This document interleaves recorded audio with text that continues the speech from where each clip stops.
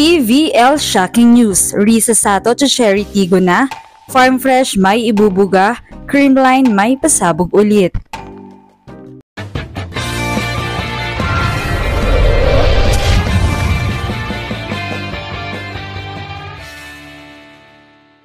What's up, Volleyball Nation? Welcome back to my YouTube channel. Narito ako para magbigay sa inyo ng updates tungkol sa mundo ng volleyball. Pero bago yan, don't forget to subscribe and hit the notification bell para updated ka sa aking mga videos. Grabe na talaga ang excitement para sa nalalapit na aksyon sa PBL dahil magsisimula na ang longest running tournament sa volleyball history sa Pilipinas. Dahil itong All-Filipino Conference na ito ay 6 months ang paglalaro. Talagang marami na ang mga nag-aabang sa mga games na talaga namang kaabang-abang talaga. Subalit habang papalapit na nga ang liga, ay marami na namang mga nagsisilabasang mga shocking revelations. Maingay na naman ang pangalan ni Risa Sato from Creamline. Gaya nga ng nabanggit sa naunang video, ay matagal nang pinag-uusapan ang kanyang paglipat ng team. Lampas isang dekada na nga siya sa team at nakapagtala na rin ng 11 championship titles bilang bahagi nito. Subalit lumalabas ngayon na lilipat na ito sa ibang team since tapos na raw ang kontrata nito sa CCS at choice na niya kung magre-renew ito. Nababalita nga ang paglipat nito sa Team Cherry Tigo. Kapansin-pansin kasi na hindi rin ito dumalo sa training camp ng Creamline Cool Smashers sa Taiwan. Hindi ito kasama. Kaya naman hinala ng mga fans ay baka talagang umalis na si Risa sa Creamline.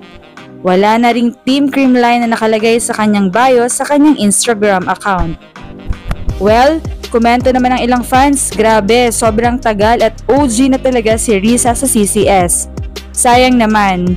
Sana yung ibang MB na lang na di nagagamit ang umalis kasi reliable talaga si Risa at game changer din talaga. Bagaman wala pang kumpirmasyon, subalit talagang maraming pahiwatig na ang nangyayari na talagang wala na siya sa CCS. Samantala, ay di na naman pakakabog ang defending champs na Creamline Cool Smashers dahil loaded na naman ang kanilang mga powerful wingers.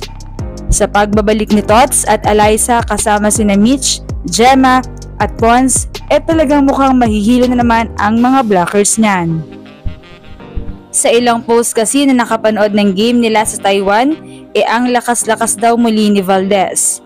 At nanumbalik talaga ang power nito. Sobrang husay raw ng trio mapa Pons, Valdez at Tots, Gemma, Valdez at Mitch at kahit mga nagpapalitan pa. Talagang intact pa rin ang Creamline Cool Smashers. Kaya naman kaabang-abang na naman ang pasabog at kayang ibigay nito. Samantala, usapang Foxies naman tayo, pinalakas at pinatibay na naman ang Team Foxies sa pagdagdag ni Queen Dakis at Alohi kasama pa si Jack Dinella. Pinagsamang youngsters nga at veterans ang mga ito. Talagang lahat ay may laban ang kada team dahil halos lahat ay may mga bala na players. Pahusayan na lamang sa strategy at game adjustment. Sa November 9 nga ay magsisimula na ang pinaka-inaabang liga ng volleyball dito sa Pilipinas. Kaya naman, anong masasabi niyo rito? Leave a comment below. Thank you for watching and don't forget to subscribe.